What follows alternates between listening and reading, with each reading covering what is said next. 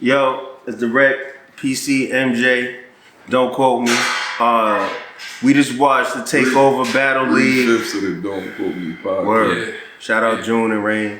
Yeah. We just watched Takeover Battle League's Bulletproof. Main event was Hitman vs. Mook, but we're gonna get to that in a second. I thought it was a decent card. There was some crazy stuff that happened tonight, which is I loved it. Yeah. This is the essence of what battle rap is, Word. bro.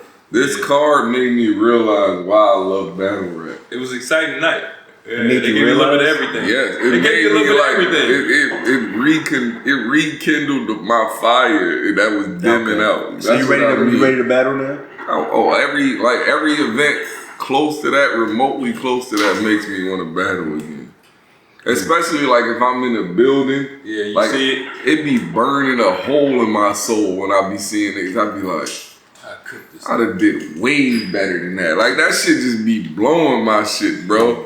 But yeah, tonight I ain't really see nobody that I felt like, yo, he shouldn't get. Like when I be saying like it be burning a hole in my soul, it be like You see somebody whack? that I feel like he shouldn't have got the breach. They should have gave it to me and I would have did way better. Yeah, I understand. Yeah, word. So let's run through these battles real quick. There was an unannounced battle, surprise battle, which ended up being Loso versus Pass. I think for this battle, Loso had an incredible first round. I see a lot of people saying Loso 3-0, but I think Pass stepped it up in the second and third round. And I think Pass arguably won the third round, which was the round of the battle. But a lot of people are definitely going to have Loso winning this, but I think there's an argument to be had about the second and third round. Arsenal and Real Jazz the quick, Rapper. before we get off of that, I want to give it up to my man Loso because you know I came up with Los. I seen him come from nothing to where he is now. So for him to be battling niggas like Pass and prior to that, who did he just battle? I forgot the last battle I just watched him and I was just like, this man has come a long way, bro.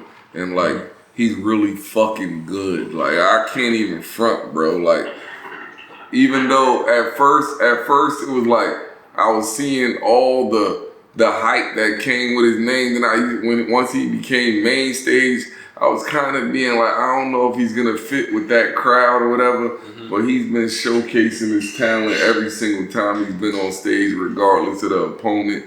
That boy is freaking good, and I feel like he needs his flowers, bro. That man is great. Shout out to Loso. Shouts to Los. Shout out Loso and Pass. Word. You know what I mean? Arsenal and Jazz the Rapper. I feel like Arsenal does not always come 100% prepared to battle, so it's easy to count him out kind of towards the latter half of his career, like the last few years. He doesn't have the same fire that he used to have, and Jazz has been on a streak. So I saw a lot of people saying that Jazz was going to win this battle, but I'm not going to lie. They both had little stumbles, but outside of them stumbles, this battle was one of them ones, man. Yeah. Jazz had some crazy wordplay, but Arsenal, I feel like he came with his vintage Arsenal style. It wasn't over the top disrespectful, but he was rapping very... I think the thing that Arsenal does, if you just a fan of rap and you watch battle rap sometimes, Even if you don't. yeah, he just... because he raps very well. Ars is like one of them niggas that even if you are unfamiliar with battle rap, He's a perfect nigga to watch it. Yeah, I understand. You'll become a fan. Absolutely. He's one of those type of niggas. How did y'all call this? Because I think Arsenal might have just eked it out a little bit. But I got Ars edging it, but I also think Jazz is the female GOAT. But she thinks she want Mook next. I heard that at the end. Yeah, she's calling Mook out. No. I think she got to see DNA before she can get the. I think that'd be a great battle for her. Yeah, she got to see DNA before she. And I'm not saying like Mook. I mean DNA is a step below Mook. Even though I feel like Mook is the GOAT, but Facts. I just feel like if you could showcase that you deserve to battle DNA, then I feel like you deserve to battle Mook or Love. Yeah. But she ain't. If you watched Arsenal tonight, then okay. But that was I ain't saying she was bad. She No, was not at all. freaking great. Yeah, absolutely. Great. Arse was great. Yeah. It was a great battle, but you can't do what you did against Arse and then call out Mook. Nah. Nah, but you know what it was? It was that Arse smoked the first round so bad, and Jazz crawled back in the second.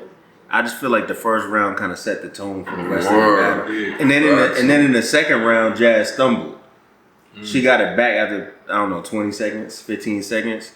And it was like, oh, Arse is going to clear her. They went before Coffey and No, I'm doing it. Oh, I was about to say, how we skipping straight to this? No, okay, well, let's get to Coffey and O.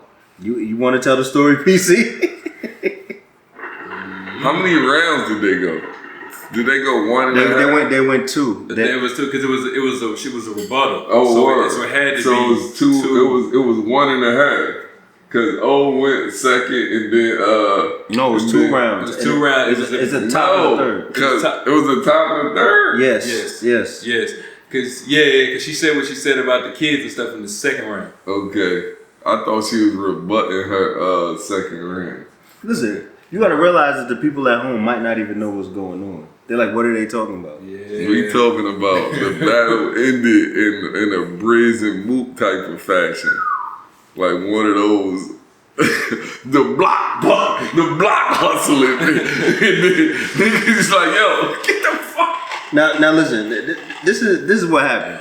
So in official's second round, I believe, and official went second.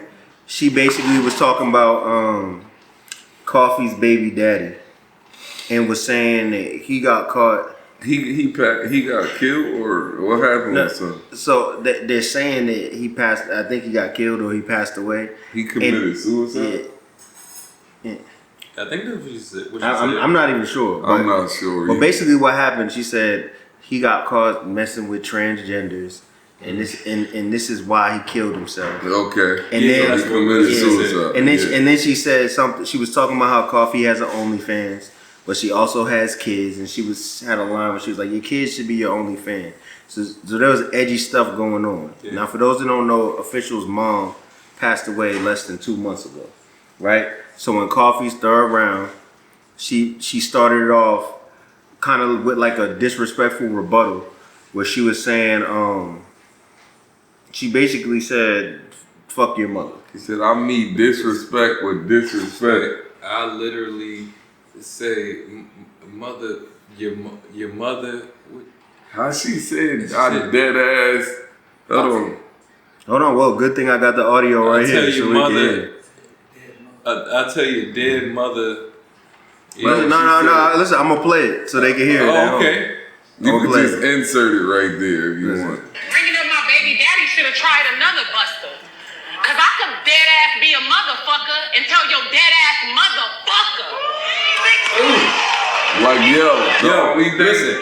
Okay, go ahead. The reaction of that punch. First of all, Official was dead in the middle of taking another sip of water. Yeah. She dropped the water, clenched her fist, and extended with the cross jab. Instantly, soon as she heard it, so that's how you know. Like, and she's not playing about mom. No, because her mom, just passed about 2 months ago, and that, so it's still a trigger. So that's nothing she finna play with. And man, I see nothing wrong here. All right, let's talk about it because we've talked about what is crossing the line in battle rap, and like what you should be able to endure to be able to be in this contact sport. So yeah, that's valid for you. That was her reaction. 1,000,000%. I feel like talking about dead relatives is completely off limits.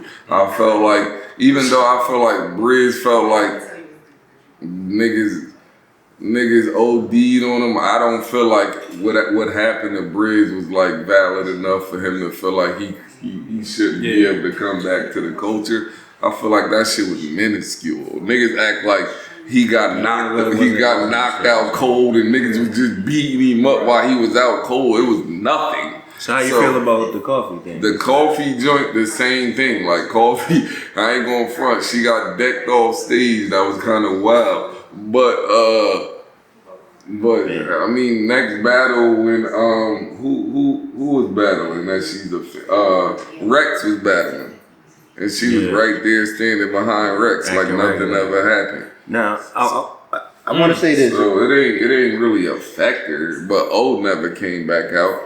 O didn't stand behind Jazz when Jazz battled the next battle after her. She just stayed backstage the entire time, but I just feel like that was very warranted. I feel like you should never bring up nobody's dead relative. I don't care, especially if it just recently happened. It's still fresh on a nigga mind. They're still grieving actively. Like, come on, bro. You should expect that type of reaction. Like, come on. Even, like, but Coffey is all shock value because, you know, with her in Miami, niggas was dropping flags and all of this, that. Coffey's whole career is built off shock value. But I ain't just saying, like, she's all giving. She hard, though. She can rap like a motherfucker. For sure. I'm not saying she's, but they just, the thing that circulates her career is the fact that you never know if because she's so edgy that you never know if she gonna pop it or not. And tonight, just like, I just wish Josh would have just let her go so we could see. But that's neither here nor there. They'll probably get the rematch, or she'll probably redeem herself in the next battle and pop it on the next bitch. I'm looking forward to seeing another Coffey battle. I'm gonna say this. It's not that you can't say certain things in battle rap. It's that whatever you say, you have to be able to stand on it, right? And like Arsenal even said this in recent battles. He was just like, yo, like, I get disrespectful, but I know what comes with it. If somebody pop on me, I gotta be prepared for that. That's a fact. And so I think this is, I think certain things shouldn't be said in battle rap, but I also understand the nature of the sport. So how I carry it is just be prepared for whatever happens. You know what I'm saying? I don't like, think about it from the outside looking in, right? If you don't know anything about battle rap and you look and everybody's saying this wild stuff, I actually think it's really distasteful and it pushes away a lot of sponsors. But it's the nature of the culture and you know what you're stepping into. You know what I'm saying? So I don't think, I'm not going to say whether you should or shouldn't say it, but I knew a day was going to come where somebody felt a certain way about someone saying something. I feel like whenever battle rap is at like a decline, we need a moment like that to bring it back up. I mean, shout out to the Houston crowd and TBL because they recouped from that. You know, it was a small little break where you thought, like, is the whole event going to be over? Yeah. And that's not what happened. So they rebounded well, and you know, and then they kind of, you know, cut down the transition time between the next battles to make up for it. Oh, and they were very efficient on time in between battles. Yeah. Like it wasn't very much long dialogue as far as commentary. They were like, next battle, they were micing niggas up immediately. Next battle, let's get the At the show. beginning, it wasn't because they had like a break where he wanted all the battle rappers in the venue at one time, which that wasn't gonna happen. But after that, after the official thing, it got very efficient. So the next battle was Av and T-Rex. I think this battle is simple to break down. And the Av went first. His first round was dope, is what you would expect from Av. T-Rex wilded out. The first thing T-Rex said, he built this whole scheme about how he needed to do better with his health and everything. He was like, I wanted to kill Geechee so bad, I almost killed myself. That set the tone. He had all vintage Rex bars, like Summer Madness style Rex bars. And I think a lot of people are gonna say that Av won the second and third round. Yeah. But I just think it was so entertaining that T-Rex might have my favorite round of the night. He went so crazy. Rex head pause. This is Mount Rushmore. Wow. Yeah. Rex face is etched in stone as far as the Mount Rushmore. Yeah. So is Rock and so is Mook. They dot mob almost the whole thing. The whole Harlem. This is another argument we gonna have another day. I'm just saying. Yeah, we gonna have this argument another day. Alright, word. But Hollow the Don, the Swamp. Go ahead, MJ. Oh man. Alright. That was a goodie. Alright. So and don't say Hollow let you down because Hollow was on his shit. No, he was Hollow. He had some wordplay in there that was crazy. I could say the first two rounds were kind of, you could go either way. Like if you're a Hollow fan, Hollow, you know, is edging or winning those 2 rounds. Same thing with Swamp. But I think the determining factor of this battle was the 3rd round. And in the 3rd round, Swamp really, like, he tapped into that bag. And I think even in there where he was just like, yo, I dumbed down the rhymes just so you can feel what I'm saying. And, you know, he kind of won the crowd over out there in Houston with that 3rd round. So if you have Swamp winning that battle, that's the 3rd reason is the reason why. I don't want to go off subject, but I'm gonna go off subject. I'm going off subject. Swamp. Okay. Do you think he's on the trajectory to being like? Well, he said he's retiring. Yeah, like one of them ones is what I'm saying. He has the ability to 1,000%, but he said he's retiring. He said this is it. I think and when he came to the pod, he told me that, and then he told Rosenberg, because Rosenberg was commentating about it. He said, I hope he just wants to take a break. He said, but he kind of over it. See, this is what I think. And this was an in-game battle for him. He said, this is what I think. Niggas are taking battles that they shouldn't be taking too early in their career. Like I feel like, okay, a nigga like Eunice, he should get the call for Tay-Rock. And I know this is asinine to even say, no, I'm not taking Rock. Like, not that I'm scared of Rock, but just not but now. it's too early in my career. You didn't build your story. It's like because it's gonna make it to where I'm retiring too quick, bro. Yeah. Because I already done had my end game battles too early in my career. Yeah. So it's just like I feel like that's what it is with Swamp. Like Swamp should have another 10 years before he's even mentioning retirement. So for it to be so early on, and for me to be able to say he's battled Rum Nitty, he's battled Geechee, he's battled Tay-Rock, he's battled Howard the Don, he's battled Twork. Like he should not have all of that on his resume this early in his career, bro. Unless he is retired. Yeah, exactly, bro. Unless he is, because when at the pod I asked him, I said, was there a battler that you saw when you first watched battle rap that made you like want to battle rap? He said, and he looked at me and I could tell it was like authentic. He started smiling. He was like, yeah, it was Hollow. He said, when I first time I saw Hollow, I was like, this nigga's amazing. And so he's like, so this battle to me means everything because it's the person that, you know, made me get into it. It should not be this early in his career. So he might be done. Should not be, bro. I'm gonna say this too. I think Hollow needs to just let go and just be charismatic, funny, and just say creative stuff. For sure. And just not worry about wordplay or what the crowd's gonna say. He need to just do him, because when he has fun, it's spectacular. Yeah. But when it looked like he's just trying too hard to do wordplay and satisfy the crowd, it doesn't come off the same. I agree, because Hollow is he's like an unorthodox fan favorite. Everybody cheers for him. He's probably the one battle rapper that everybody just naturally likes. So it doesn't take much. And so his style early on, when he was kind of like left field, and he was like, battle rappers didn't know what to do with Hollow. Be that guy, man.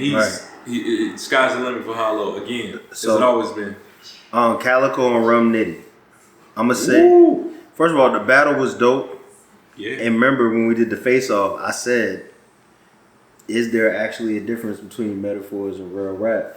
The thing that Calicoe did in this battle is he was just so creative, and he found a way to balance street talk with actually battling. Yeah. Like a lot of people that do street talk don't battle their opponent. Yeah. They just try to say, I struggled, I did this, I went across the border. But Calicoe was saying things like I'm saying all this street shit. Nigga, I ain't even get to you yet. Address him, then go back to the street stuff. I think he was working the room, and he was very versatile. So I would say, even though Rum Nitty has strong punchlines like he always does, I say Calicoe definitely got this. I do too, and I want to say shout out to Houston for being a great crowd tonight, because they were open. They were open to a lot of different styles, and I don't think I heard one boo the whole night. Like they were, so to accept Rum Nitty and his style, and then still respect Calicoe with his, and just let I feel like Houston is like the ideal neutral crowd. It is. I feel like Houston is very aware that niggas online will kick their back in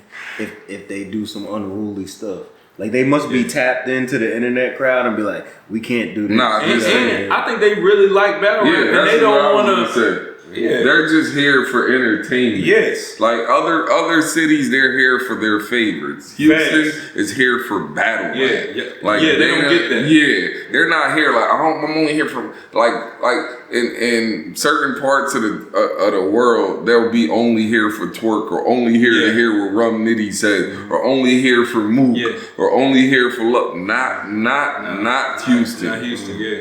Lux could lose in Houston. Mook could lose in Houston. Yeah. Like those type of crowds, bro, that's like the ideal crowd that you want to perform in front of if you just want to battle a nigga that has a stronger fan base than you. Word. That's where you can beat him at. And so like Houston, I champion that crowd until I see otherwise. If you want to have a fair fight, a fair shake with a nigga, have it in Houston, 100%. Absolutely. So the next thing I'll say is they announced that Twork and Easy the Block Captain is gonna go down in the future, but we gonna get to that on the pod. Yeah, you know what I mean. Also, P versus Rosenberg. That's gonna be. I think that's gonna be a sleeper. One. But the moment y'all been waiting for, Hitman versus Mook. PC, I'll let you go into this one. First round, Hitman popped it off. He tried to set the tone. It was like the crowd was like very receptive of his material, but I don't want to say like they were just waiting to see what Mook was gonna say, but it just seems like they were like uninterested in what Hitman had to say in the first. And like when Mook started rapping, they just showed that it was levels.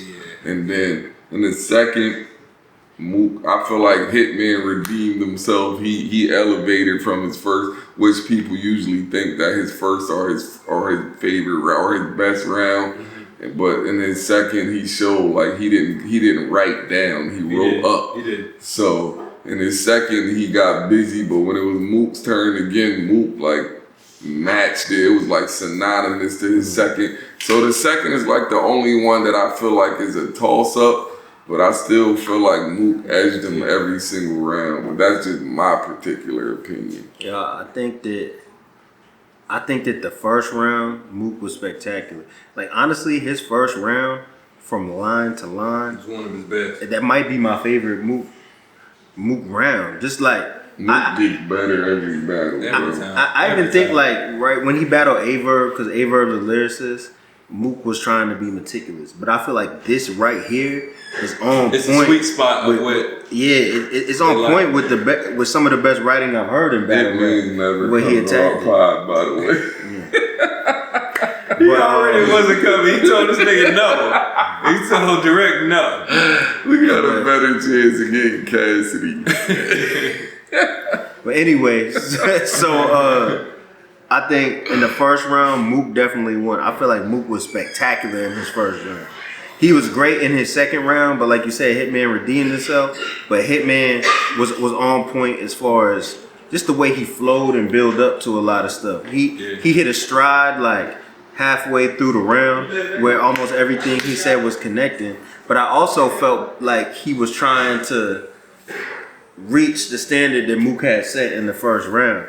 Did anybody rap over exceed time? It seemed like Mook went a little longer, but Hitman didn't look like. Not the time limit. Like where you feel like they should have cut it short. No.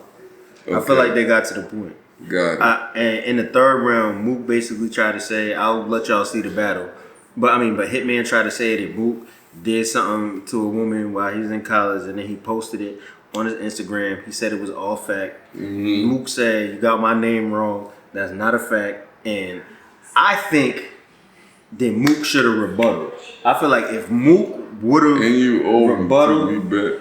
No, we didn't bet nothing. You said you don't want to bet. I said you can never wear a red hat, and I never wear a Boston hat if Mook rebuttals. I thought Mook was going to rebuttal. I told you he wasn't. I knew he wasn't because Mook is the master of like, and we talked about this on the pod on the interview about strategy and his defense. Remember when I was like, yo, like when they be saying something like you don't budge, you don't even react to, you just kind of be like, nah. So when he did his verse and he went straight back to offense, I said, yeah, he's not even. I think if he would have validated it a little bit and gave it any energy, it would continue to have wheels. But I don't agree. I think Mook could have just shut the building down and made niggas walk home and say it was over if he had the right rebuttal. What is the right rebuttal? Because that's a touchy subject. Like, I'll never make a mess of it. I'll never beat a woman, but I'll beat this bitch. Just anything. That's like an Ari. I don't eat pussy, but I'll make an exception for you. It is. That's fine. But niggas. But that wasn't a rebuttal. Niggas gonna pause that in 2025. You know what I'm saying? But if he just said maybe that's not the right rebuttal, they would definitely pause that in 2025. But if he just like my biggest thing is pre-buttals. I don't care if a nigga write the rebuttal or freestyle it. Like if you prepared, but that's an angle that I don't think he could have prepared for. And then he's tried to say it was. He said it wasn't true. He just said it wasn't. Do you think going forward, we will have to face that angle going forward? Somebody's gonna bring it up. No, yeah, I don't think so. It depends who it is. It doesn't. It didn't land. It didn't land. Like first of all, his round, Hitman's round wasn't based on that. Maybe if he would have based the whole round on that, because he switched it. No, he switched it to the house situation with Mook and this girl. Okay, that's where the paperwork came from. So I'm like, you should have stayed maybe on that angle if you. Not all the paperwork was that. Yes, it was. The front of the paperwork was the rape allegation. No, it wasn't. All the paperwork. Say that word. Yeah, all the paperwork was about his girl and his kids and that situation. And then he talking about the rent, and then Hitman throws allegedly $950 saying that was his rent in the crowd in Houston. He threw $950? Yeah, he threw $950. He threw the paperwork. No, he threw $950. He threw the money. Yeah. And Houston just watched the money. Houston was just like, all right. And that was kind of it. But Mook didn't respond. Mook's mic situation in the third, that became like a little bit of an issue. He still showed professionalism. He did. He handled it well. It was his mic in the second was muffled. Yeah. And then in the third, he just held the mic, but I could hear him clearly the whole time. They gave him Hitman's mic. He said, I like how he holding the mic. Relax. That's what you said. Yo, listen, S curl motions, nigga. Yeah. But that was a great performance. Great event. Yeah. Let me ask y'all this last question about Hitman and Mook. Do you think like what Hitman's angle in the third round was interesting? Because on one hand, it was like maybe he shouldn't have did this. Right. But when he was rapping regular in the first round, I think Mook clearly got it. I feel like this made it interesting. It made people be like, damn, is there some validity to that? Do you think it was a misstep by Hitman to bring that up? No. Or do you think it was I don't think it was. I think Hitman, like, he solidified himself with the angles against Arsenal. Like, when he said, like, oh, I see him anytime you should be approaching him, I started coaching him. Like, at that point, he made himself like he solidified himself with the guys that come with the angles. So for him to come with this angle is not far-fetched. It's not like this is his first time coming with that and we don't expect you to do that. Mm-hmm. So it was like, it was cool, but it just didn't land the way that he thought it would. So overall, how did y'all like this event? How do y'all think it went? I think it was a very good event. I think it was very efficient within battles. And I feel like every battle lived up to the hype. I don't feel like any battle was lackluster. It was a very great event. I'll probably give it like an 8 or 9 out of 10. Yeah, I definitely would do as well, especially after the fight. After the fight and the kind of to recoup everything, get everything back straight. Then the headline was there, and the announcement of the other battles. I like how he did that and brought Easy and Twork out, had them there. That was dope. So yeah, I definitely rock with it, and looking forward to the next one. I agree, and the fight just adds more sauce on it. Yeah, like a nigga getting punched in the face during the event, that just puts it up there. Right, like, because it's only a select few events where you can say a nigga got decked, and for this to be one of them ones, like You gotta go in the books. Yeah, absolutely. And I mean, as the league owner, I know he was probably like, oh my God. Yes. But then I hope now he sees like, that's really like, unfortunately, that helped your event. It did a lot. And then for you to clear the stage and keep the event going, professionalism at its finest. Word, for sure. No pushback whatsoever on this event. I don't know what they could have done differently. Yeah. Listen, man, if you want your battle event to pop off, get somebody decked and then not get kicked out the venue and get back to the next battle. Yeah. But don't quote me. Don't quote